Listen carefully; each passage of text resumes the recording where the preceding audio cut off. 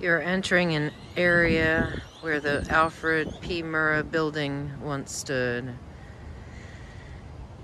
The granite used on this pathway was salvaged from the Murrah building. The field of empty chairs is a tribute to the 168 Americans who were killed April 19th, 1995. The 9 rows represent the 9 floors of the former Murrah building. Each person's chair is positioned in the row that corresponds to the floor on which they worked or were visiting. The 5 westernmost empty chairs honor those who were killed outside the Murrah building. This American elm, surrounded by a parking lot filled with burning vehicles on April 19th, 1995, it survived the impact of the explosion and became known as the survivor tree, an important symbol of resilience to the family members of those killed, survivors, rescue workers, and people around the country. Photographs of this tree date back to the 1920s when it stood in the backyard of a family's home.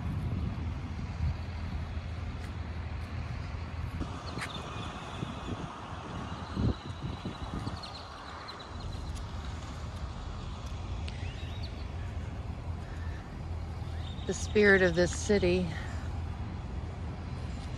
and this nation will not be defeated. Our deeply rooted faith sustains us. Rescue worker originally painted this message on the wall during search and recovery efforts in April 1995. The building on which it is painted was a functioning office building when the bomb exploded across the street. Ceilings collapsed, walls fell in, and glass shards flew throughout the building. Hundreds of people were injured, many critically. Fortunately, no one was killed inside this building.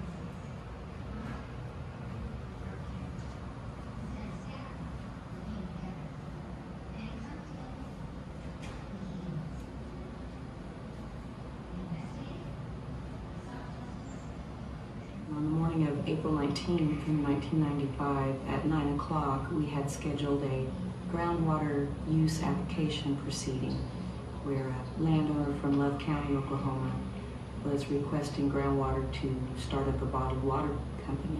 Lou Claver was doing the hearing. She started at 9 o'clock. And, you know, if the government's late, doesn't do anything right. She started on time. we went on back into the conference room, and we just sat down, and then the lady comes in and she announces that they're getting ready to have hold of the meeting. And we tape record all our proceedings in case they're appealed. We transcribe them for court. So we had turned the tape recorder and just gotten the hearing underway, where I was explaining how we were going to proceed and what the applicant would need to establish in order to get a groundwater permit.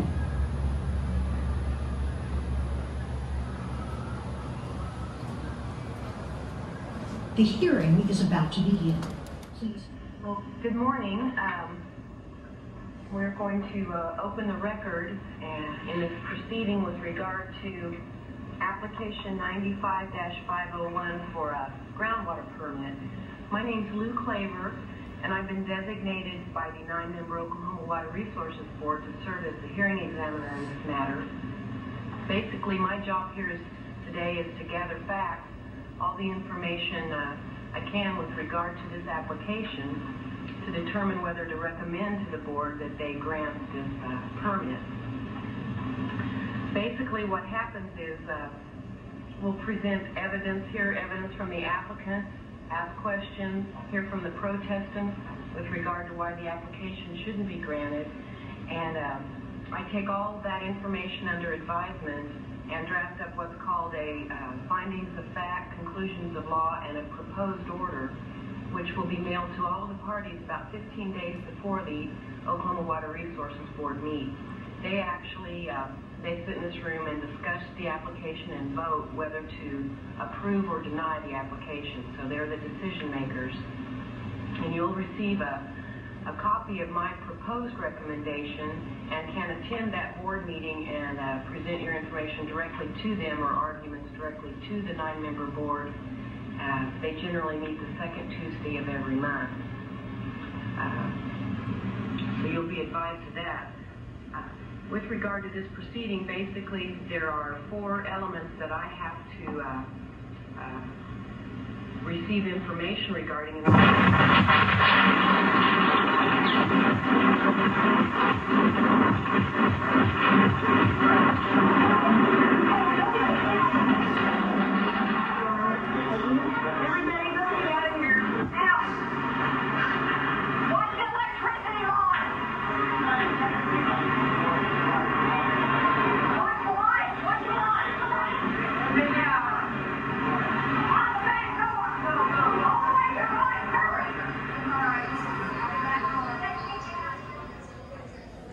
Please exit through the sliding double doors.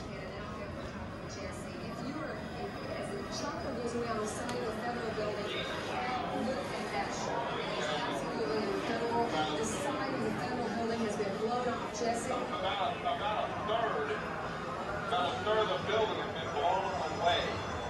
And you can see this smoke and debris and fire on the ground, downtown on the ground. It's devastating.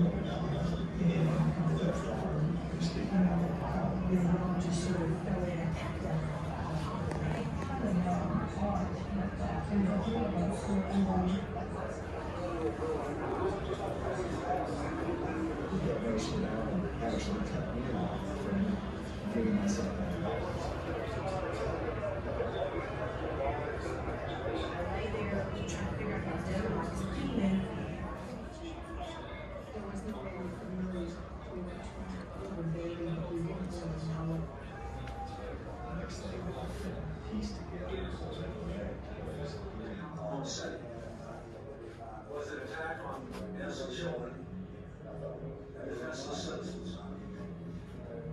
It was an act of cowardice, and it was evil. The United States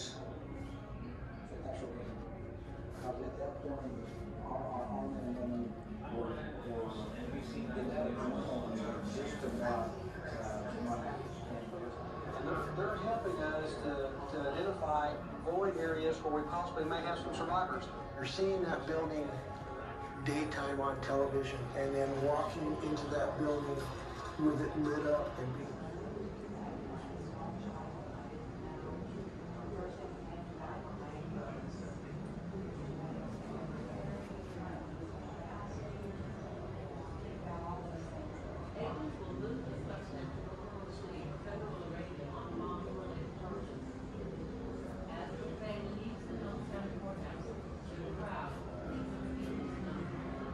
Dreamland Motel in Junction City, Kansas.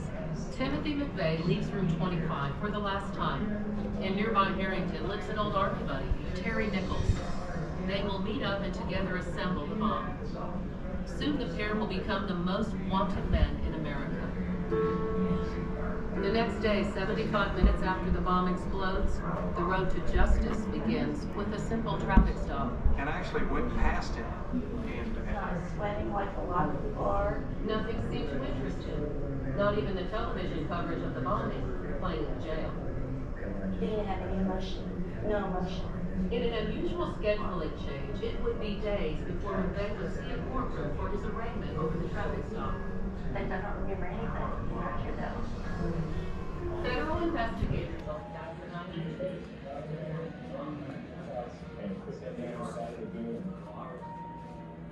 Pouring out holes in the concrete, cable in the concrete, cutting the concrete, and removing the frames of the building. They were showing me this map and indicate that there was supposed to be eight bodies located in a particular area. And sure, if we immediately started finding people. My farms are in that area and ride together and laugh together. And we share the sadness and everything. So I think that's real. That was real. I can remember the drive from our home down to the church every morning. This is what we're going to be doing for the rest of our lives. We're going down here waiting to find out. There were people who needed to be.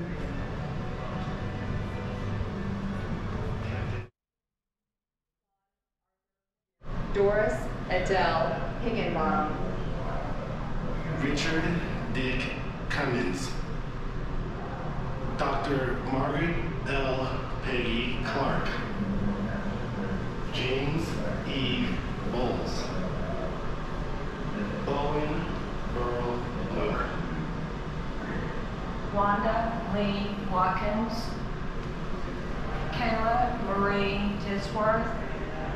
Dolores D. Stratton. Victoria Vicky So. John C. Moss III. Peggy Louise Holland. Karen Gist Carr.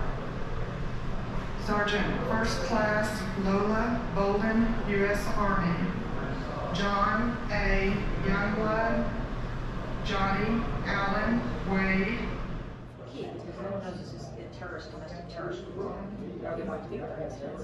Took from the ground up and created a whole new field office where we blended in hundreds of people from multiple organizations. We got command centers putting up in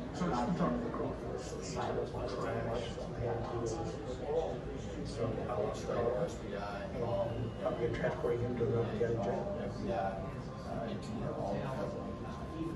I was very fortunate that trooper I was where he was at the time and was taking care of business.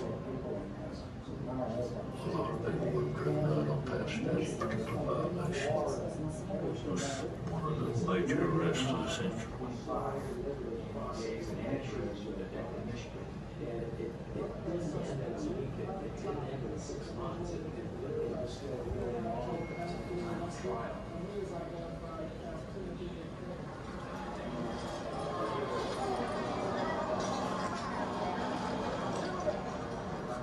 So I'm speeding up the interstate and come upon this vehicle.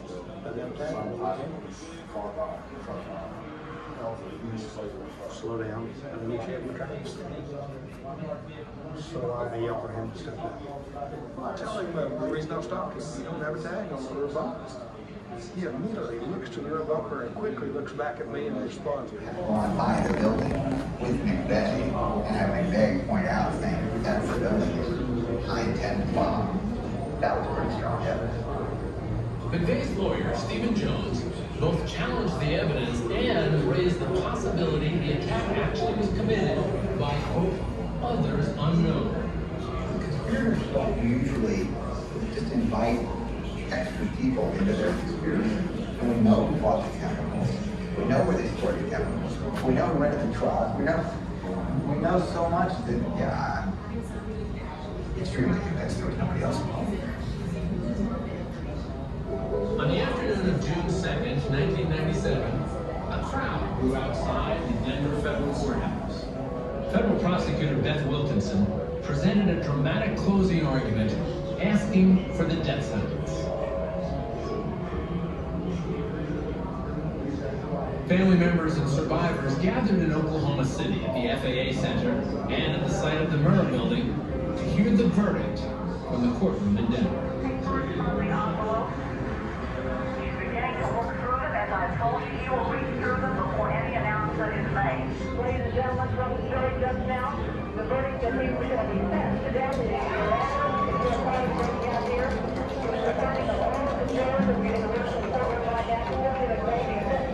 This was a man who was determined to murder these people. He has no remorse. He's a cold-blooded murderer who should die. This is a glad day for this case, for the victims, for our judicial system. The jury has spoken, and their verdict is entitled to respect. It's not a matter of mercy versus vengeance, it's a matter of justice. In the fall of 1997, a new jury was selected for Terry Nichols' federal trial. He faced the same charges as McVeigh. Nichols' defense attorneys offered jurors innocent explanations for the incriminating evidence. They called Nichols a family man and suggested McVeigh's true accomplice had not been caught. But searches of Nichols' house and rented storage units found physical evidence that clearly linked him to the bomb plot. You go into Terry Nichols' house, you find clothes and Primadet, all kinds of materials used to start explosions. I mean, what guy doesn't have that in their garage, right? Nichols and McVeigh thought that using a prepaid telephone calling card would not provide a record of their calls. They were wrong.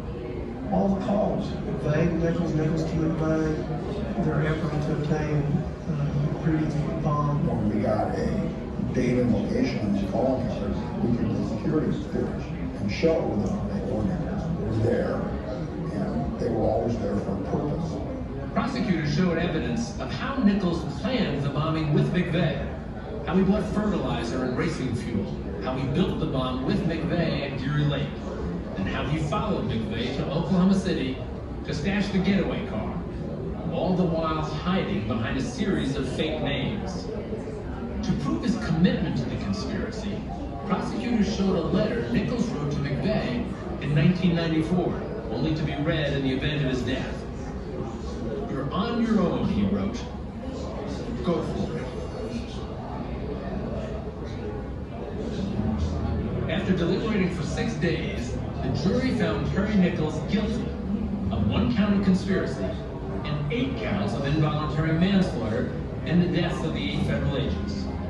But the jury acquitted him of 2 other counts, directly blaming him for the bombing. Prosecutors still sought the death penalty, but the jury deadlocked.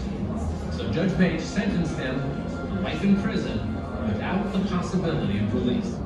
2 federal trials were over, but the justice story didn't end with Terry Nichols' sentence. Timothy McVeigh and Terry Nichols both filed appeals.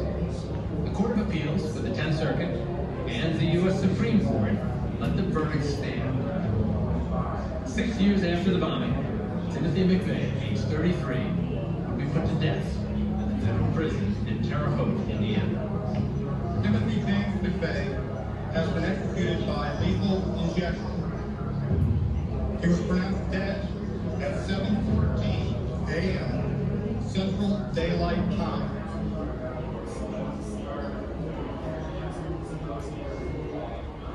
Even with Timothy McVeigh dead and Terry Nichols sentenced to life in prison in his federal trial, many would not be satisfied until Terry Nichols faced justice in Oklahoma for the deaths of their loved ones. It became an issue of responsibility in my eyes for Terry Nichols to step up and take responsibility for what he did. In mind, I have decided that the state of Oklahoma will proceed with the prosecution of Terry Nichols. The state of Oklahoma's own trial against Terry Nichols began on March 1st, 2004, in McAlester, Oklahoma. Judge Stephen Taylor presided. This time, Nichols faced 161 first-degree murder counts, including the death of an unborn child. Michael Fortier, who was serving a 12-year sentence in federal prison, was called back to testify. It took the Oklahoma jury 4 hours to find Terry Nichols guilty of 161 counts of first-degree murder. In the sentencing phase, impact witnesses testified to the terrible human cost of the bombing. After 3 days of deliberation, the jury couldn't agree on his punishment, and Nichols was spared the death penalty. But I looked him in square in the eye, and I told him, it's ironic that the very government that you profess to hate so much, it's that government that's big enough, that's strong enough, to give you a fair trial. Judge Taylor sentenced Nichols to 161 consecutive life sentences without parole. After their convictions, both Timothy McVeigh and Terry Nichols publicly acknowledged their roles in the attack. McVeigh described his role as biography, released before his execution. From federal prison in Colorado, Nichols admitted helping build the bomb, at first to the FBI, his family, the U.S. Congressman, and later in letters apologizing to victims. Michael Fortier was released from federal prison in January of 2006 and placed in the Federal Witness Protection Program.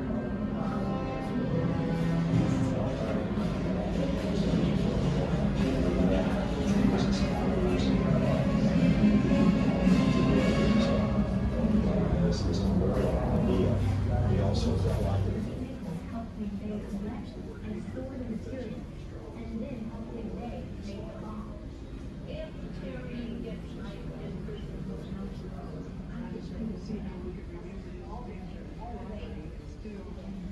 For his role, Nichols will spend the rest of his life doing these acts. He was sentenced to death.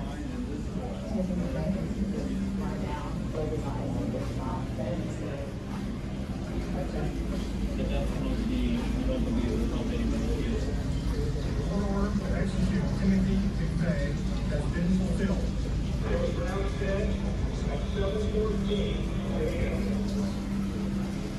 The victims of the Oklahoma City bombing have been given not vengeance, but justice. Does learning about the punishments of McVeigh, Nichols, and Fortier change your opinion? What are the decisions you made or fictional scenarios? That's what it's about. It's about reaching out and really showing people that, there's hope.